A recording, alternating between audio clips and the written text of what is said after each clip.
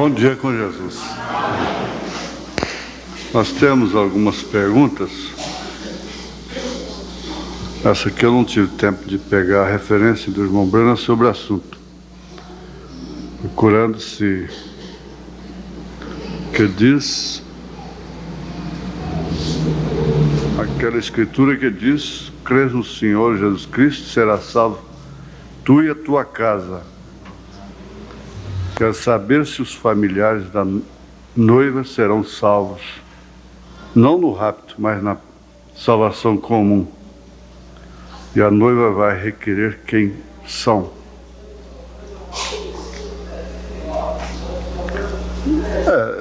São em Atos dos Apóstolos,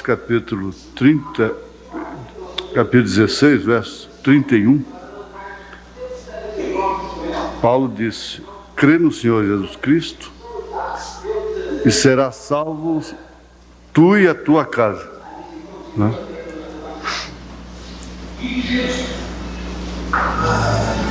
Crê no Senhor Jesus Cristo e serás salvo tu e a tua casa. Passa esse carro. Agora, resumindo aqui, o assunto que eu não tive tempo de pegar a resposta do irmão Brana, tem perguntas e respostas sobre isso. Em Gênesis capítulo 7, eu relacionei aqui, verso 1, Deus disse a Noé: entra tu e toda a tua casa na arca, porque te hei visto justo diante de mim nesta geração. Entra tu e toda a tua casa. Então o irmão Brana disse: se crer, se entrar, se um dos filhos de Noé não entrasse, teria morrido, afogado com todo mundo. E mesmo tendo um lá que daria origem novamente à semente da perdição, mas ele entrou, estava lá dentro, então foi salvo na grande tribulação. Então o profeta, eu não me lembro se ele faz referência disso aqui, parece que faz, mas ele diz: se crerem, né? Se crerem, se vierem a crer. A questão, o irmão ou irmã demonstra aqui que ela crê na palavra falada. Isso é muito importante. O que eu achei mais importante da pergunta é que você crê na palavra falada. É o que eu achei mais importante. Que você crê na palavra falada. Agora, aquele caso lá dos filhos da irmã Hat Muser, não serve propriamente assim para estabelecer uma doutrina. Nós não temos como doutrina, não é?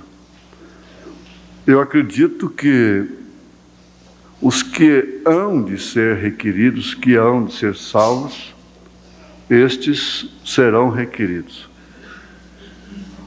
É importante notarmos que aquele período de Mateus 25 não se relaciona com a noiva.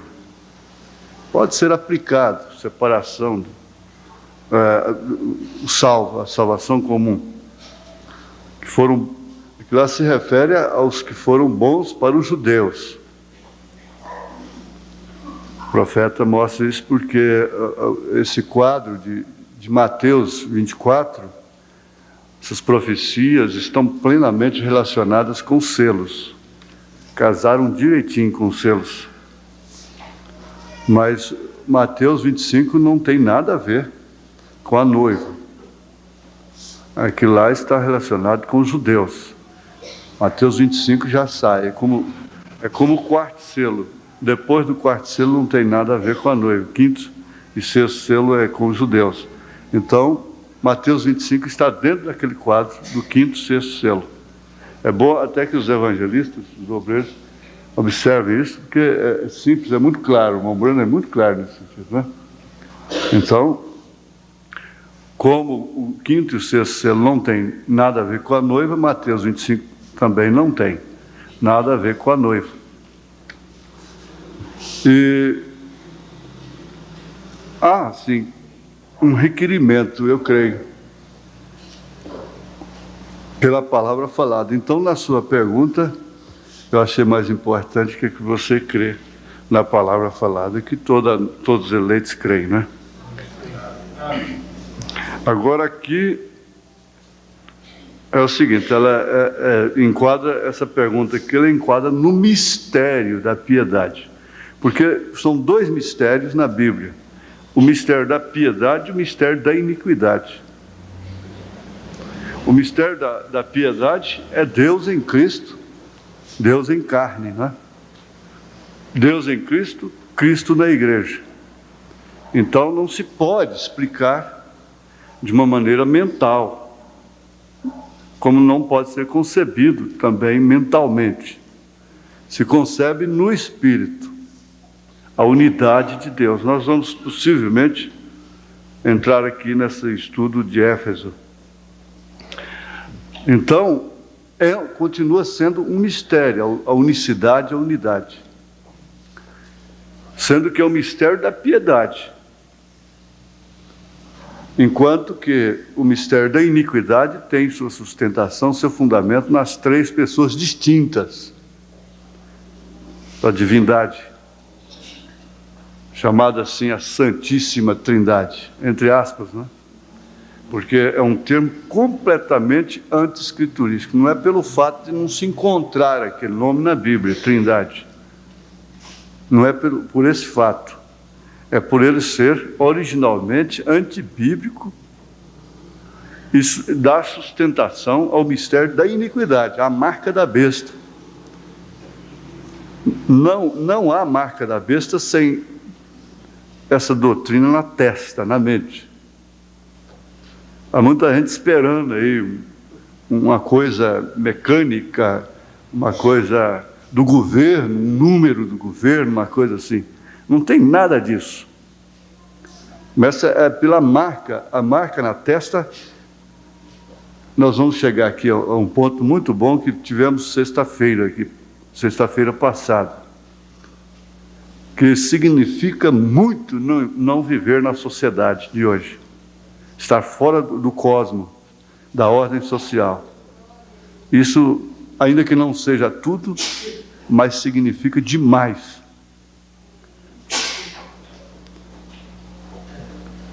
Quem crê na doutrina da Santíssima Trindade, a marca, está na testa dela. O Concílio Mundial de Igreja tem que partir desse princípio, desse fundamento. E vocês não têm como crer, nós não temos como crer nisso. Então é porque isso não está na nossa testa. Não é certo? Agora, se Jesus já tinha o Espírito Santo nele, desde quando estava no ventre de Maria, ou foi depois que ele se batizou? Pois na Bíblia fala, quando ele foi batizado, que dos céus veio uma pomba e desceu sobre ele, e uma voz do céu disse: este é meu filho amado, em quem me comprazo. E o Espírito Santo habitou nele. Então a pessoa, o irmão pede: tira-me essa dúvida, pelo que muito lhe agradeço. Está bem. Aí o irmão vai partir também desse princípio, que não sendo três pessoas, são três ofícios. Três ofícios de Deus. O profeta fala a trindade de Deus, por quê? Ora, o termo trindade seria tudo que é trino, trabalhando em uma mesma função. Não é certo? Tudo que é trino. Mas a trindade de Deus é formada por três ofícios, não por três pessoas. Porque mesmo a física, a lei da física mostra que uma unidade composta, ela é imperfeita. Um carro tem, parece que, mais de 2.000 peças diferentes. Um carro, um automóvel. Não é isso? O senhor trabalha aqui. Mais de 2.000. Mas, por fim, é um carro. É um carro. Mas ali está uma unidade composta. composta de 2.000 e tantas peças. Por isso é imperfeita. Pode furar o pneu e a máquina está boa, o tanque está cheio, pode um defeitozinho lá na eletrônica, uma coisa assim, uma pecinha, fica dependendo tudo de uma pecinha, uma coisa e outra. Então, a unidade composta. O casal, quando se casa, forma uma unidade composta. Por isso é que nós não podemos espiritualizar o casamento, mas também não podemos deixar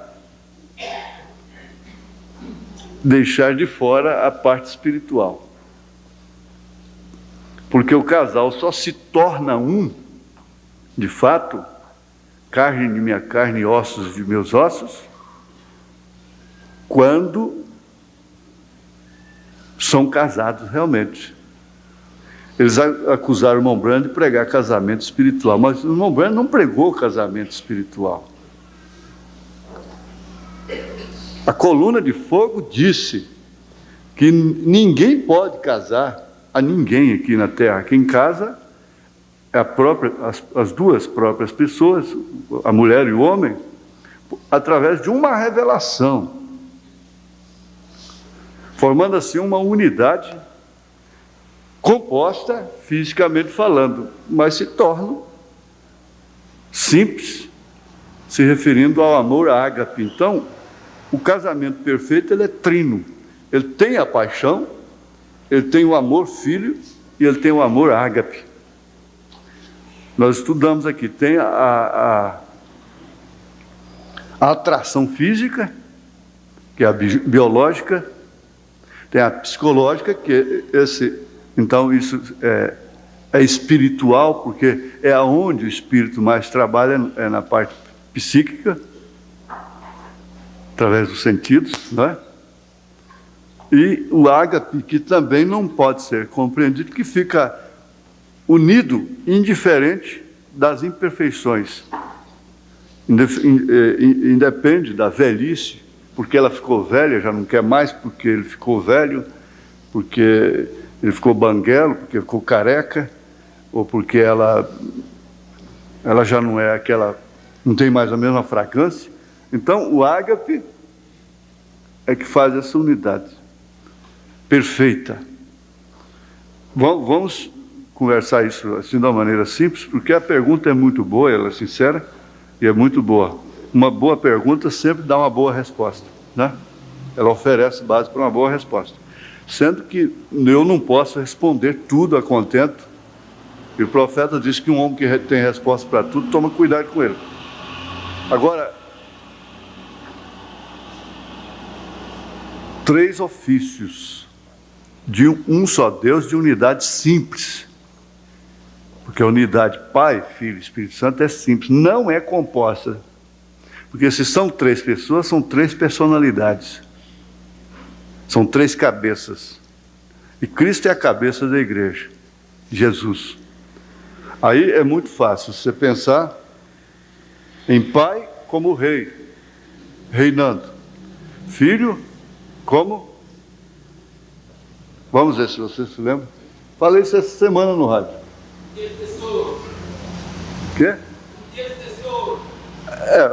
Sacerdote, né? Mais simplificado. Como filho, o sacerdote. E como o Espírito Santo? Ilumina, é o profeta, né? Ilumina. Então, é Pai, Filho e Espírito Santo. Como Pai, ele é rei, como Filho, ele é sacerdote, como Espírito Santo, ele ilumina. Então, ali, ele estava, é Deus Pai sobre nós, o mesmo Deus, Efésios 4. Filho conosco, Espírito Santo em nós. Então, são 3 ofícios. A igreja não tem 3 cabeças, 3 pessoas. Quem tem um filho tem também o Pai. Quem vê a mim vê o Pai, porque eu e o Pai somos um. O Filho unigênito que estava no seio do Pai, este fez o conhecer, porque Deus é Espírito e enche a terra. e como espírito ele não pode ser visto, por isso Jesus Cristo é a imagem do Deus invisível, porque nele habita corporalmente toda a plenitude da divindade. Aí você vai relacionando assim, certo? Então são 3 ofícios, sendo que são 3 ofícios, então o próprio Deus se sujeitou a esses 3 ofícios. Aí que você vê, se ele é nascido de mulher, ele vive como filho, fala como filho, chora, brinca na estrebaria, e é Jeová ali brincando, Jeová. Aí você crê também na onisciência, na onipresença, onipotência de Deus. Onipresença quer dizer que é um que pode estar em todas as partes ao mesmo tempo, dentro da água como cordeiro, descendo como a pomba, que não é pessoa, é símbolo do Espírito Santo, sobre ele.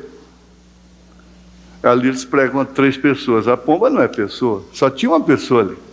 E Deus pode falar ao mesmo tempo, se manifestar lá ao mesmo tempo, porque ele é onipresente. Ele pode ser leão, ele pode ser ovelha, ele pode ser um ancião de cabelos brancos, representando maturidade, ele pode ser muitas coisas, lírio dos vales, o arco-íris, ele pode ser tudo ao mesmo tempo. Ele pode manifestar aqui numa coluna de fogo e estar lá do outro lado da terra ao mesmo tempo em forma de uma pomba. Amém. Essa é a onipresença de Deus. Então aquele espetáculo maravilhoso, impressionante, expressa realmente o quê? A onipresença de Deus, a unidade simples de Deus. Agora ele se sujeitou à carne, Deus em morfe, teofania, quer dizer, manifestação. E como filho ele se sujeitou a todas as circunstâncias de um filho. Fala como filho, age como filho. Billy Graham explicou isso de uma maneira muito clara. Ele disse, olha, um homem ia passando ali, pisou numa formiguinha, e ele ficou com muita pena da formiga, que ficou com as perninhas quebradas. E ele queria restaurar as pernas da formiga e não tinha como. Então ele teve que se diminuir, foi diminuindo, até ele ficou do tamanhozinho da formiga. Então foi como ele pôde trabalhar com a formiga e restaurá-la. Ele disse assim, foi Deus. Quer dizer, o Billy Graham pregou a unicidade. Deus se diminuiu até ficar como homem. Ele fertilizou um óvulo, trouxe ao ventre de Maria, que sem sensação alguma concebeu e deu à luz a Deus, Deus encarnado, Emmanuel, Deus conosco. Depois Deus comprou a igreja com seu próprio sangue, Atos 20, com seu próprio sangue. Agora, focalizando bem essa parte, quando Jesus foi batizado ali, era uma manifestação do terceiro ofício de Deus. Ele já nasceu Deus. O seu espírito era Deus, em porção. Em porção. Em porção limitada àquela humana. Portanto, ele teve que crescer, esperar a idade da adoção, recebeu a adoção no Monte da Transfiguração. Aí ele começou o seu ministério. Ele foi batizado. Até pouco tempo atrás, os pentecostais não aceitavam um homem pregar o evangelho sem ser batizado com o Espírito Santo. Eles faziam que o diploma era o batismo do Espírito Santo. Hoje o diploma deles é do seminário.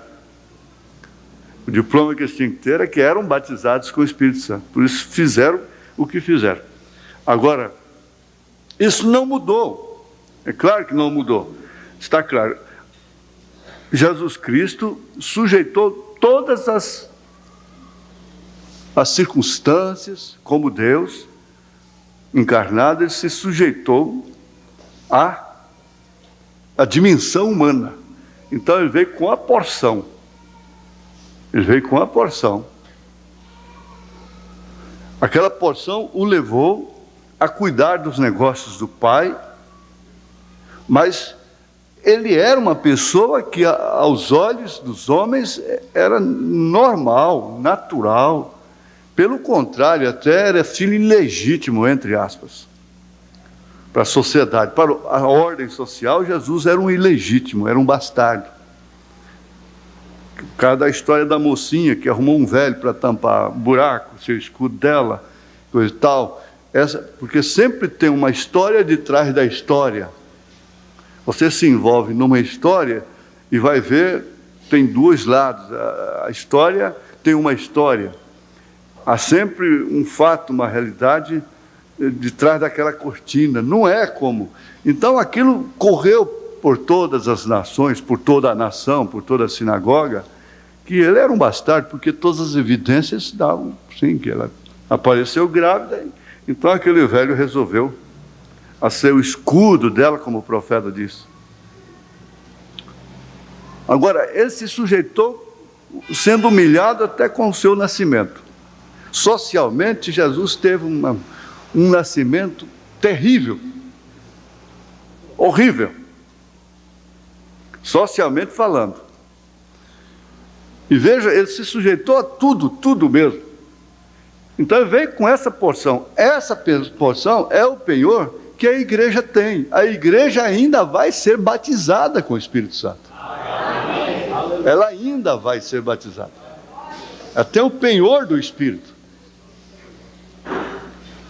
Isso significa a pedra de coroa que virá sobre ela. Lá o amor, sobre toda a estatura do varão perfeito, que é são virtudes do próprio Cristo, que ele dá para a igreja oferecer a ele. O mundo não vai receber nada disso.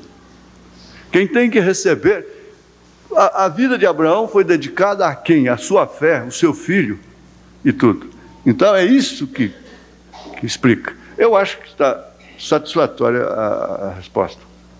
Então, você baseia nos ofícios, e que Jesus se sujeitou, conforme aos Filipenses, capítulo 3, 2, né? Até a morte e morte de cruz. Ele se sujeitou à dimensão. Então, ele foi naquela porção até receber o batismo desse terceiro ofício de Deus, essa terceira manifestação, então a plenitude. Dali então foi que ele começou o seu ministério para terminar lá na cruz. Está bem? Agora ele disse que esse Espírito de verdade que habita convosco, o mundo não conhece, nem pode receber, porque habita convosco, mas o mundo não pode. Estará em vós. Não é? A igreja também recebeu lá no Pentecostes a mesma coisa. Você não viu Jesus soprando sobre eles? Já tinha um Espírito. E daí eu já passo para outra pergunta. É um testemunho de expulsar demônio. Se o demônio volta, a possibilidade de voltar. Bom, eu não sei, nesse caso especificamente, que volta e muitas vezes volta em último estado é pior do que o primeiro. Talvez fosse melhor deixar até do jeito que estava, né? Se não há um preenchimento, vai ser pior. O último estado, quem disse, foi Jesus. E os discípulos se alegraram muito porque os demônios sujeitavam a eles pelo nome de Jesus, porque já tinha soprado sobre eles. Mas depois disso eles ainda tiveram que ficar lá no Pentecostes para receberem a plenitude daquele penhor. Não é certo? Então, o próprio Judas estava expulsando demônios. Em Mateus 7, demônios podem ser expulsados, mas até por quem não se aparta da iniquidade. Está bem respondido? Tá, né? Então é isso aí. Pode não voltar e pode voltar e o último estado ser pior até do que o primeiro, dependendo de haver um enchimento, um preenchimento, não é? Agora vamos ficar de pé. Vamos ler em Efésios capítulo 4, só o verso 27, porque possivelmente nós vamos ler o capítulo todo depois, capítulo 5 também. Então nós vamos ficar em pé só com o verso 27. Não deis lugar ao diabo. É uma frasezinha só. Não deis lugar ao diabo. Senhor Jesus, é bom falar acerca dessas coisas, porque isso aumenta o nosso conhecimento, e esse conhecimento não nos deixa ser destruídos. Como o profeta lá, ainda no Velho Testamento, o Senhor falou através dele, dizendo: o meu povo foi destruído por falta de conhecimento. O Senhor ajuda cada um a alcançar este conhecimento pela revelação do Espírito Santo. E assim encontrar separado da sociedade. O que nós te pedimos em nome do Senhor Jesus Cristo. Amém. Sentai-vos, irmãos.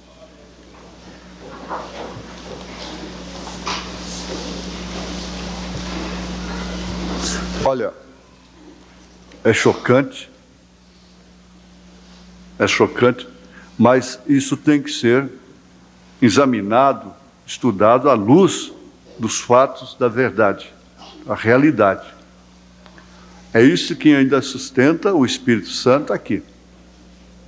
Onde o Espírito Santo está, ele tem que ter liberdade para falar, para corrigir, para exortar, redarguir, consolar, mostrar os fatos, as realidades. Olha, diabo não só é essa gente que grita, que convulsiona. Endemoniado não é só gente que joga pedra, que fala sozinho, que agride. Talvez não, esse tipo de endemoniado prejudica muito menos, destrói muito menos. Há demônios em todos os setores da vida. Demônio religioso, fanático na religião, igrejeiro mesmo. A pessoa mata por causa da igreja. Mata por causa do nome de sua igreja. Há demônios de todas as formas, em todos os setores que você possa pensar. Príncipes das potestades do ar, nos lugares celestiais, dentro da igreja. Dinheiro é demônio, fama é demônio, mulher é demônio, homem é demônio, política é demônio, beleza, essencialmente, a beleza, quase toda beleza é do diabo.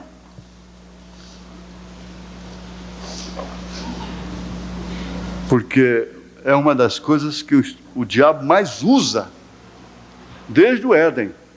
O culto de Caim foi belo, foi bonito. Um altar cercado de rosas, de flores, frutas e legumes. Agora você veja contra um carneiro sangrado com pedra, trêmulo, sangrento. Olha a diferença do culto de Abel. Não tinha beleza alguma, como diz Isaías no capítulo 53.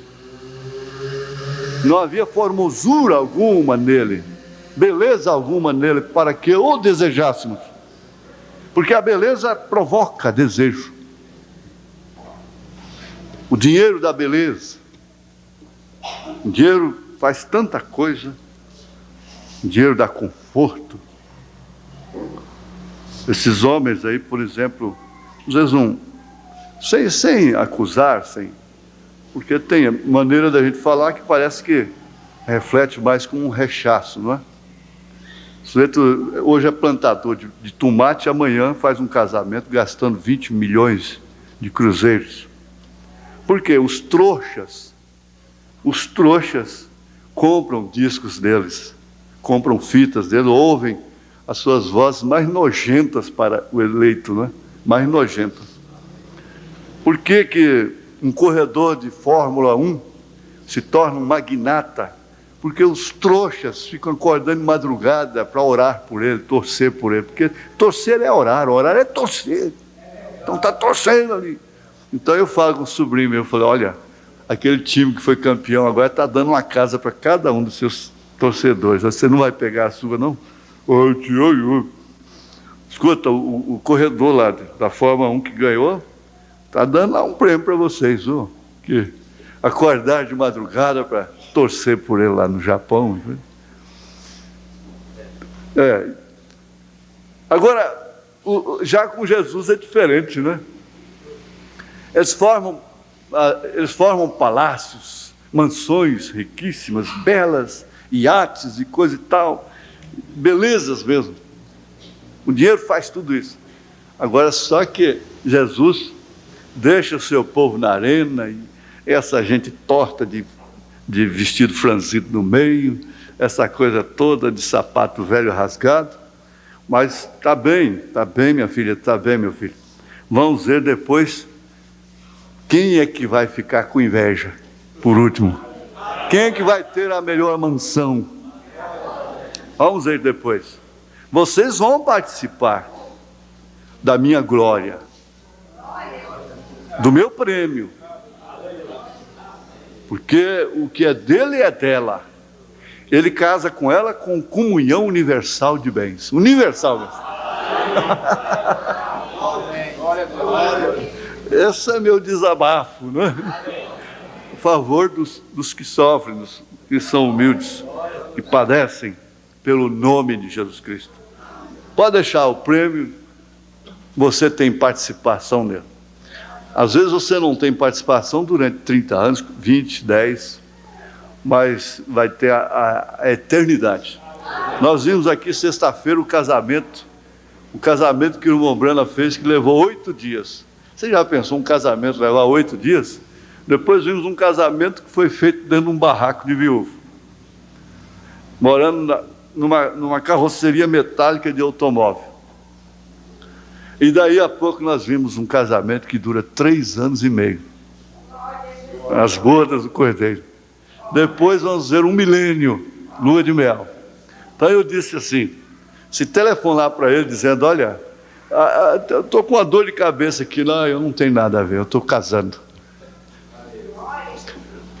Então espera ele terminar de casar. Aí daí a pouco ele disse, não, eu estou na lua de mel, agora eu não sou idiota, por que eu vou cortar minha lua de mel? Quando eu estava lá à vontade, 24 horas por dia na intercessão, vocês não quiseram. Agora não, agora eu estou na lua de mel.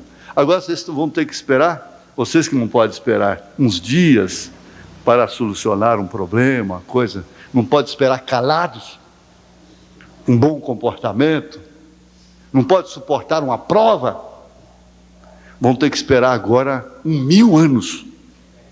E assim mesmo, quando eu voltar de lá, dessa lua de mel, não pensa que eu vou voltar com os braços abertos, dizendo, vinde a mim todos que estáis cansados e oprimidos, e eu vos aliviarei. Não, isso aí já acabou, é mais nunca.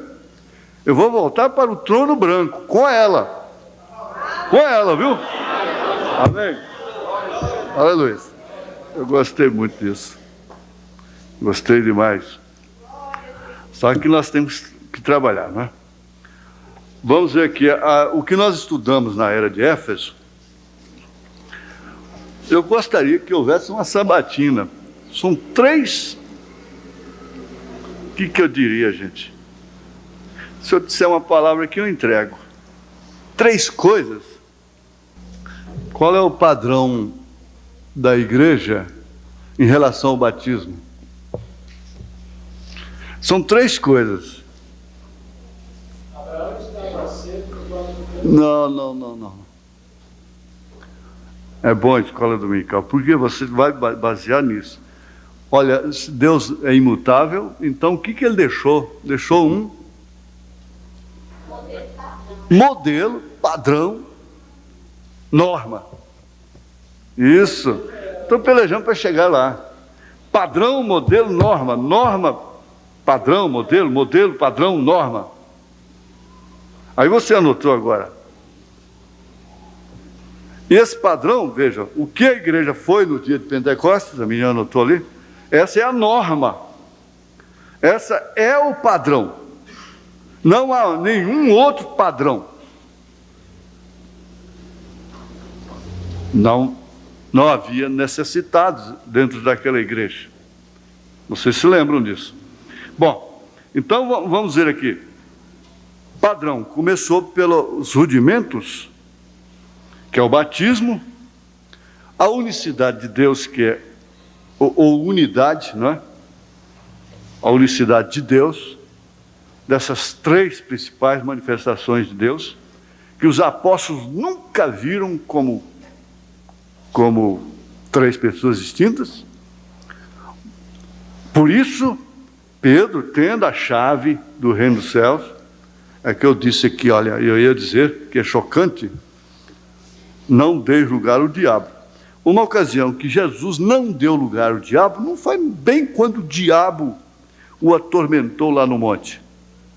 Foi quando Pedro queria morrer no lugar dele.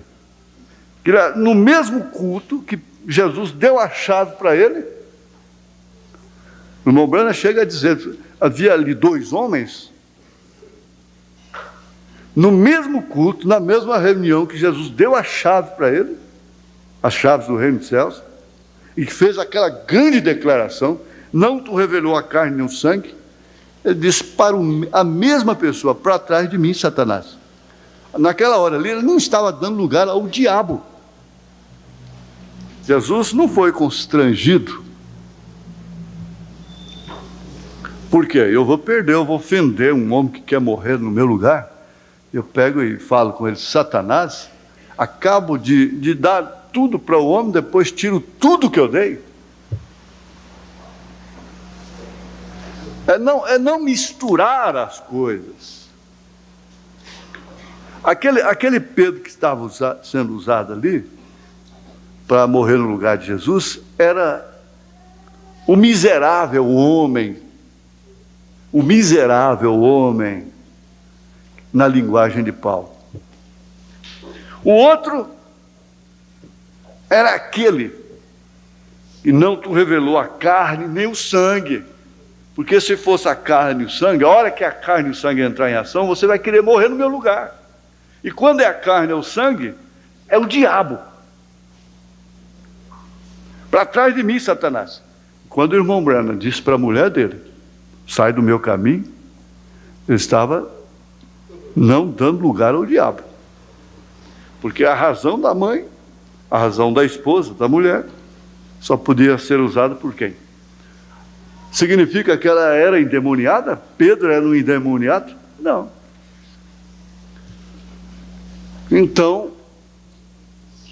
o que se constata é que Deus não muda o seu padrão, o seu modelo, a sua norma. Ele vem tratar com o homem interior, e uma vez tratando com o homem interior, ele vai, como sempre o fez, dominar o exterior, começando pelo seu batismo, em nome do Senhor Jesus Cristo, crendo na unidade de Deus. Aí então, esse termo que eles chamam de moral, que não existe essa palavra na Bíblia, moral, você não vê. A Bíblia cuidando de moral, cuidando, tratando da sociedade. Botando azeite na ferida da sociedade podre. E daí é que tem que sair a igreja. A igreja tem que sair dessa casca falsa, hipócrita, da sociedade, da ordem social, do cosmos. Esse nome não existe na Bíblia. Existe santificação. Existe conduta e ordem, doutrina. Conduta, ordem e doutrina. Existe santificação.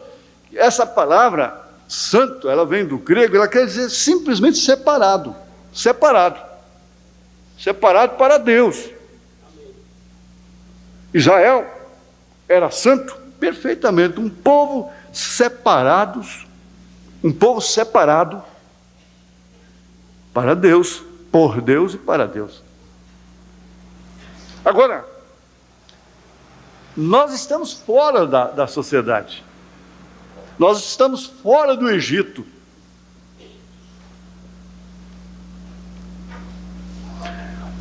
Mas mesmo fora do Egito, Israel tinha terríveis problemas, problemas horríveis.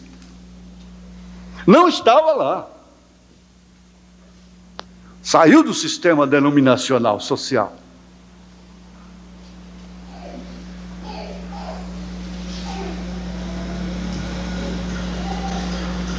Israel tinha problemas terríveis, mas era o povo. Estava no deserto, estava fora.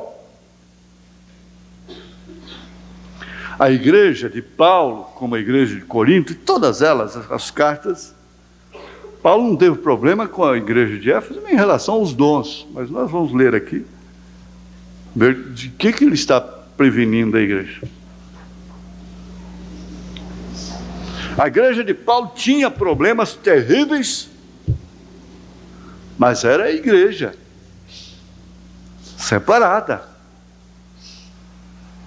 Aí nós vemos aqui em 1 Coríntios 10, né? 1 Coríntios 10. Ora, irmãos, não quero que ignoreis que nossos pais estiveram todos debaixo da nuvem, e todos passaram pelo mar. Isso quer dizer, todos saíram. E todos comeram do mesmo manjar espiritual, e beberam todos de uma mesma bebida espiritual, porque bebiam da pedra espiritual que os seguia, e a pedra era Cristo. Mas Deus não se agradou da maior parte deles. Aí que vem o problema. É porque eles estavam manchando a sociedade lá? Não. Jesus nunca converteu um ladrão, uma meretriz, para dar paz para a sociedade. Ele não vai. Quando o irmão Branham disse assim, o profeta de Deus disse, eu não oro mais pela América. Veja que besteira esses trabalhos de frentes nacionais para salvar o país. É cegueira, é pura cegueira. Está orando pelo Brasil, salvar o Brasil. O Brasil é do Senhor Jesus Cristo. Cegueira, pura cegueira.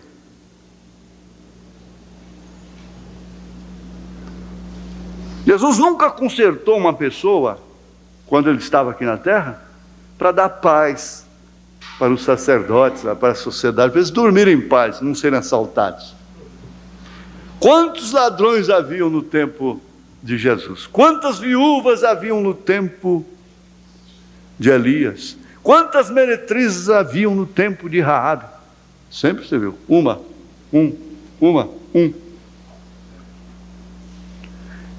E consertar a cidade ficar em paz, né? Bom, um presidente lá que é uma beleza, e que faz o dinheiro fluir dentro de casa assim, ó. Olha, vocês agora vão abrir uma cisterna, cada um em seus quintais. Aí todo mundo vem nos apartamentos. Corre tudo para ter quintal. Porque cada cisterna vai sair só dólar lá de dentro. Porque nós precisamos de um carnaval bem rico, bem abençoado, né? Precisamos mais futebol, mais campeões do mundo, de corrida, de tênis, de vôlei, de basquete. E acalmar o calor com a cerveja gelada, né?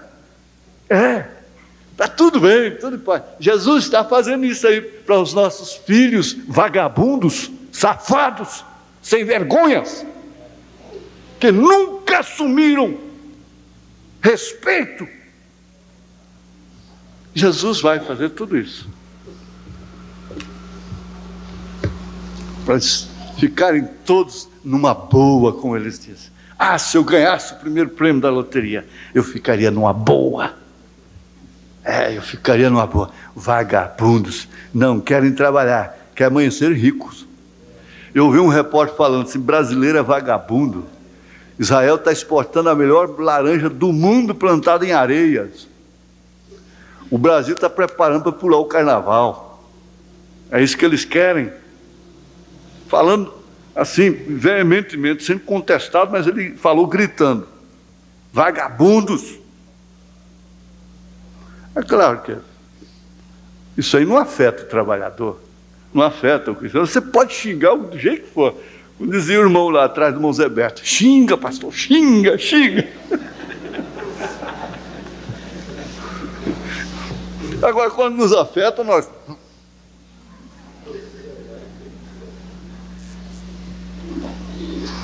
Isso não me afeta. Aí seria bom, né? Mas é isso. Paulo tinha problemas. E você tem problema com quem? É com o filho dos outros? Seu problema é com sua família. Então o diabo tem problema com a família dele. E Deus tem problema com a família dele. Eu sou um problema do meu pai. Você é um problema de seu pai. Nós somos um problema de Deus.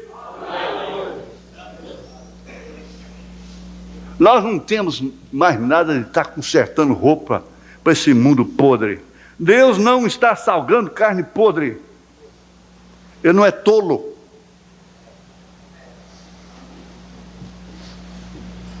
Mas aqui está, separados, chamados, mas nem todos são escolhidos. Mas é problema de Deus, não por causa do que estão falando lá fora. De qualquer maneira, eles viveram sempre na trilha de quem realiza. Eles são como os cães que farejam, é um provérbio árabe. Os cães farejam na trilha de quem realiza. Enquanto eles estão ladrando, nós estamos realizando o que interessa ao povo de Deus, aos eleitos. Amém? Deixa o Ló cuidando de Sodoma, botando sal na carne podre de Sodoma, tentando salvar Sodoma. Mas Abraão não está nem ligando para aquilo. Mas Abraão foi em Sodoma. Foi em Sodoma? Ele não foi lá passear, não. Ele só fez resgatar Ló dos 5 reis. E os 5 reis não estavam em Sodoma. Ora, todos foram batizados em Moisés, na nuvem e no mar, e todos comeram do mesmo manjar espiritual, e beberam todos de uma mesma bebida espiritual, porque bebiam da pedra espiritual que os seguia. E a pedra era Cristo, bebendo da mesma mensagem. Mas Deus não se agradou da maior parte deles, pelo que foram prostrados no deserto. Prostrados. Eu não acredito que tenha uma pessoa aqui dentro que esteja prostrada no deserto. O profeta disse: se você está aqui, foi a graça que te trouxe. Nós temos muitos, alguns, que se prostraram, já se prostraram. E um dos principais juízos que caiu sobre eles foi a prosperidade.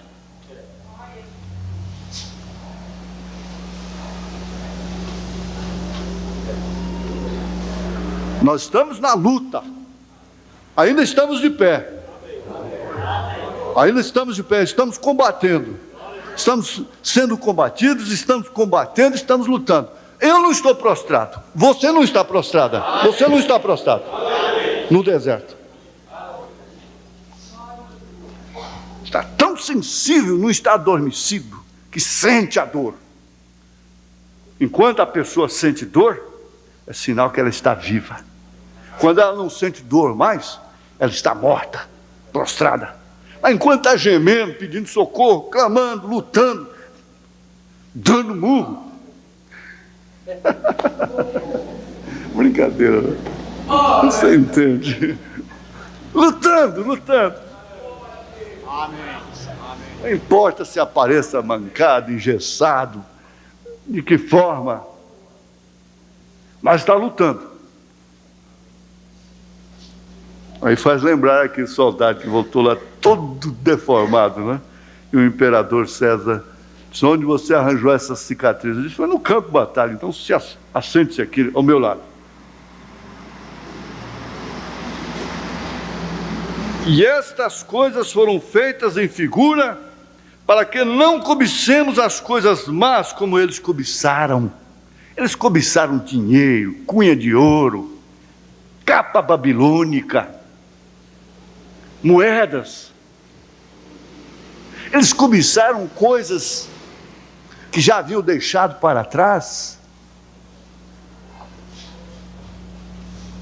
Eles implicaram com Moisés logo que atravessaram o Mar Vermelho. Entrou casamento, divórcio, morreu a irmã, ficou leprosa, orou, morreu a irmã.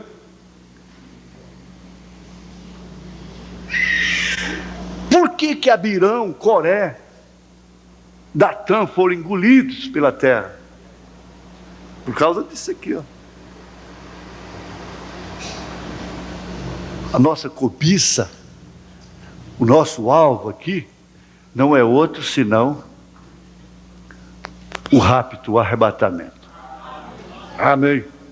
Não vos façais, pois, idólatras. Idolatrar pastor, idolatrar irmão, idolatrar o próprio Senhor Jesus Cristo, idolatrar o profeta. Não. Não vos façais, pois, idólatras, como alguns deles, como está escrito: o povo assentou-se a comer e a beber, levantou-se para afogar. E não nos prostituamos, como alguns deles fizeram, e caíram num dia 23.000.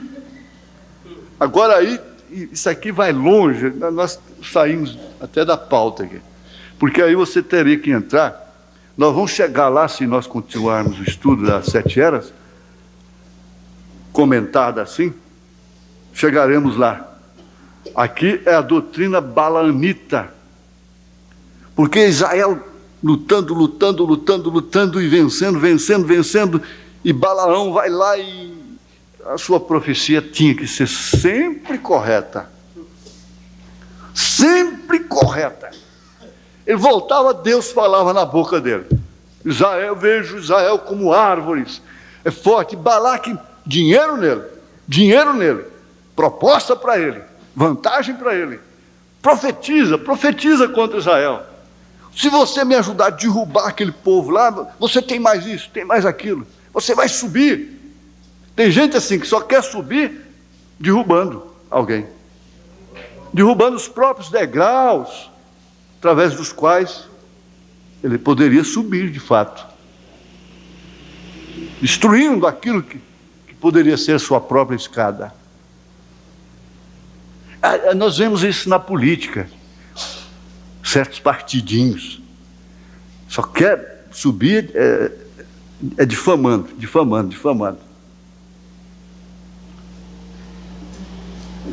Então, Balaão, amando o prêmio da injustiça, continuou. Quando ele viu que a profecia só vinha de Deus, que ele pelo menos dissesse: olha, não me procure mais, faz favor, não bata na minha porta, não me telefone mais, não quero saber disso, vai para o inferno, lá que é seu lugar. Se certas mulheres fizessem isso, certos homens, não é?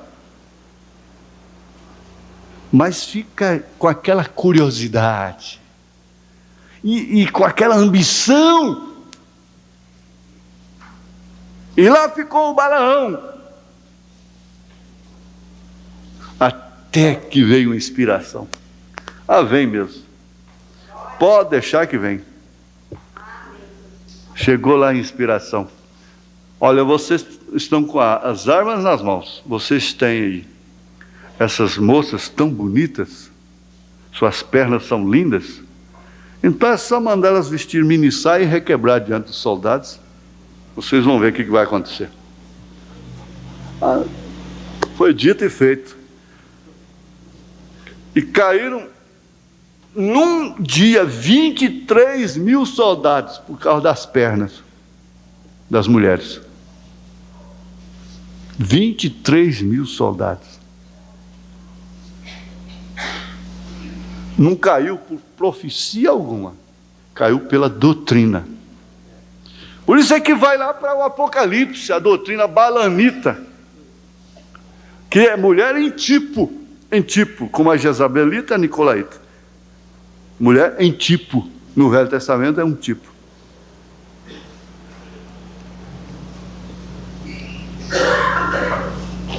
E não tentemos a Cristo como alguns deles também tentaram e pereceram pelas serpentes. E não murmureis, como também alguns deles murmuraram e pereceram pelo destruidor.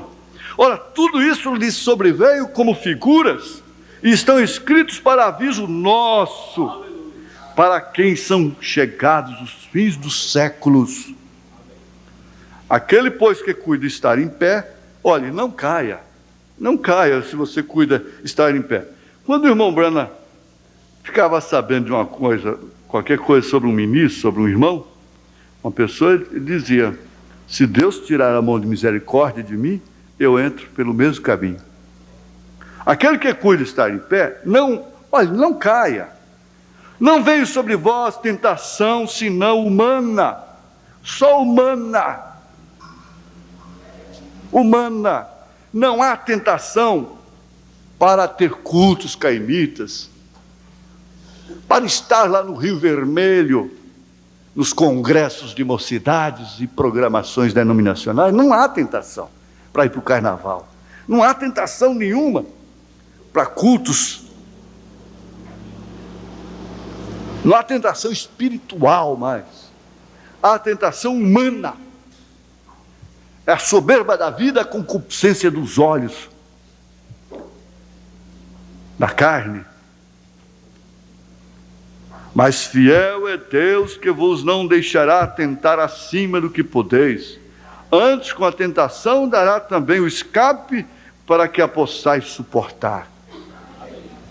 Agora, Deus é imutável, mantém o seu padrão, mantém. Ele nunca mudou. Ele tem eventos, dispensações. Então ele entra aqui dizendo, no parágrafo 10 da mensagem de Éfeso: aquela igreja primitiva não foi organizada por homens. Ela não é um sistema denominacional. Ela não tem um presidente no Brasil, nos Estados Unidos, um presidente daquela organização, se é que é igual. Os pastores, as igrejas são inteiramente autônomas, elas são locais, se reúnem em plenário, em companheirismo, é simplesmente para se aprofundarem mais nessas coisas da palavra. São comprometidos exclusivamente na palavra. Nenhum pastor tem direito de intrometer no ministério de qualquer um outro pastor.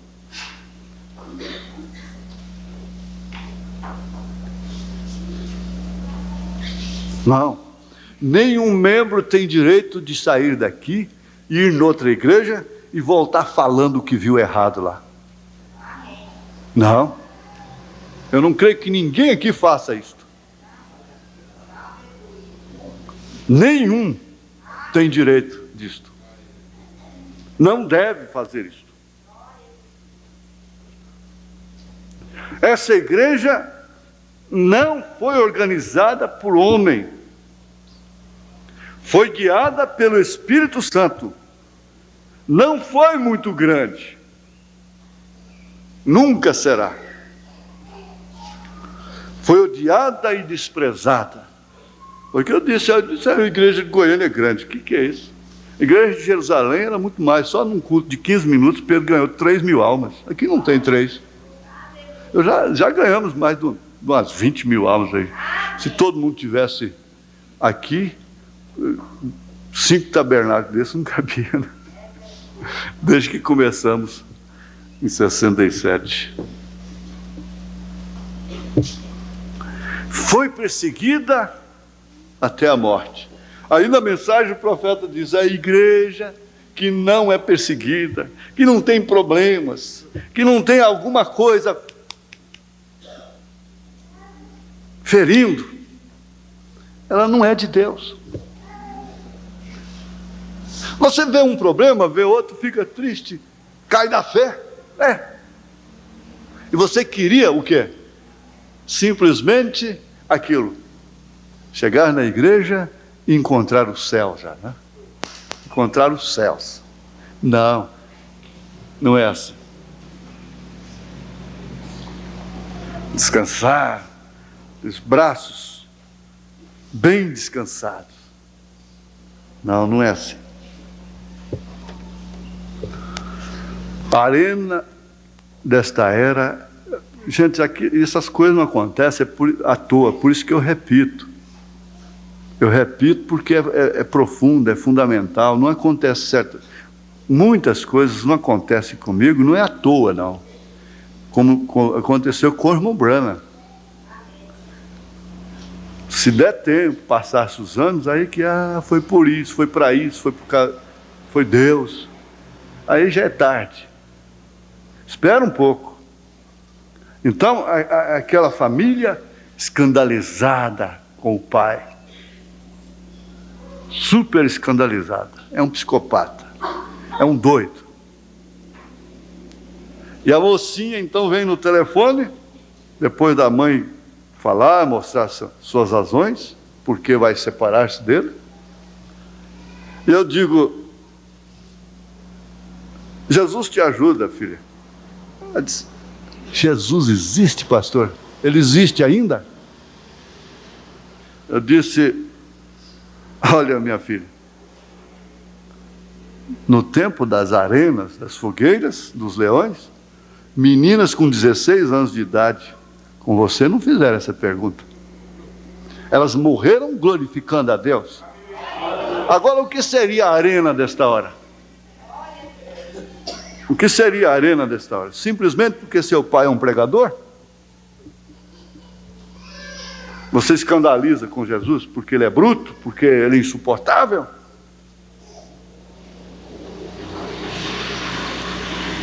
Qual seria? Vamos ver se você vai sair dessa arena e cair no céu agora.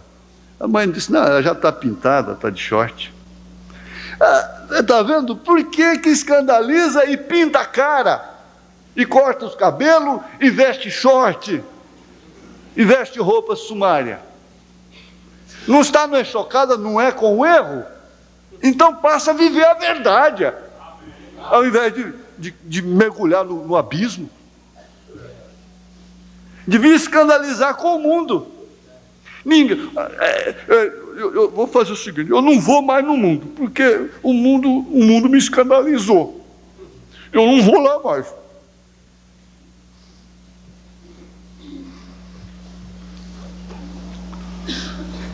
Foi odiada, foi desprezada, foi perseguida, foi oprimida.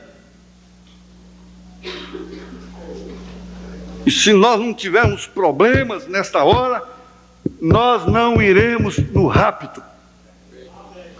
Tem que haver problemas chocantes, inadmissíveis. Tem que haver problemas, mas problemas mesmo. Nós estamos ainda no mar de rosas. A coisa ainda virá. Você diz: ainda virá? Ainda virá. Você não sabe de nada. Está pensando que o reino de Deus é isso aí?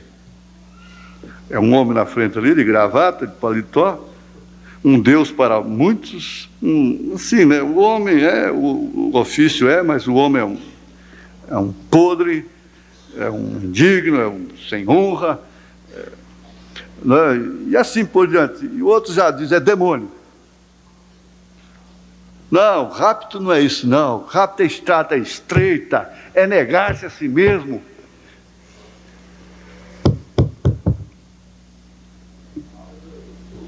Ela foi perseguida até a morte. Não há perseguição lá fora senão a astuta cilada, o engano.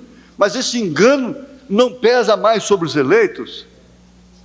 Vem cá, Deus são 3 pessoas. Quem que vai te enganar mais com isso? Vem cá, você tem que ser batizado nos títulos.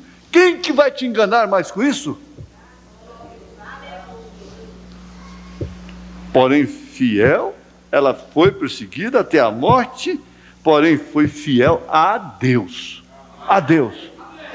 Você é fiel a Deus, pode estar acontecendo o que estiver acontecendo com você. Você não nega a sua fé. Você pode estar rapando a pele com um caco de telha, caindo aquela coisa nojenta no chão de lepra, mas você não nega.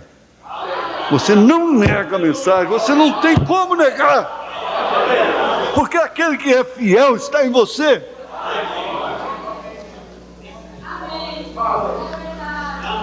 Então isso permaneceu, essa igreja permaneceu como modelo original na palavra.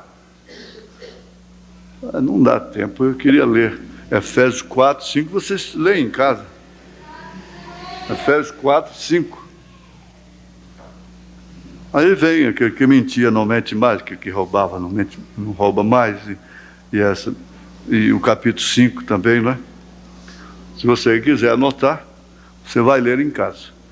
Eu não vou entrar nessa parte, porque aí nos tomaria mais meia hora, no mínimo. Quem sabe, no próximo domingo a gente continua, né? Então, veja, não vá se confundir aqui. Quando diz que Deus e seus modos não mudam, o profeta está dizendo, parágrafo 11, não disse que a igreja e seus mensageiros não podiam mudar. A igreja não é Deus. Assim sendo, ela pode mudar. Mas o que disse foi que, por ser Deus imutável, com seus modos imutáveis, nós podemos voltar ao princípio e ver esse princípio perfeito de Deus. E não julgar por meio daquela norma. É assim que se faz. A verdadeira igreja sempre se esforçará por ser igual ao original do dia de Pentecostes. A igreja verdadeira deste dia procurará se aproximar ao que foi a primeira. E os mensageiros das igrejas, tendo o mesmo Espírito de Deus, procurarão se aproximar do que foi o apóstolo Paulo. Foi tudo o que eles fizeram. Irineu, Martim, Columba, Lutero, Wesley e Branham.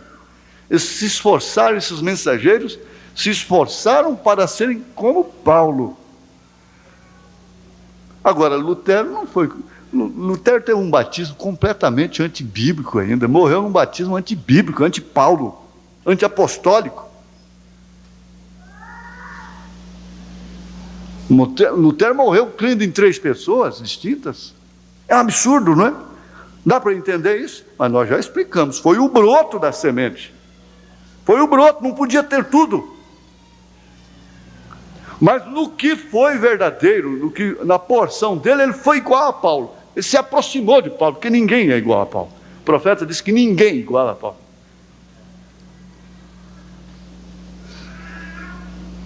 Para começar, Paulo não teve nem sogra, nem caminhão. Estava completamente desimpedido. Eu brinco com as sogras. Eu sei aqui tem quantas sogras aqui, levanta a mão. Quantos genros tem aqui? Olha, vocês amam suas sogras? Levanta a mão. Ah, todos eles, ah. Mas estão querendo comprar a jumentinha, não tá? A jumentinha. Foi o rapaz criar uma jumentinha, e quando ele voltou para casa, a jumenta tinha matado a sogra dele. Deu um coice bem na testa dela. Aí estava um monte de gente lá de genro querendo comprar a jumenta dele.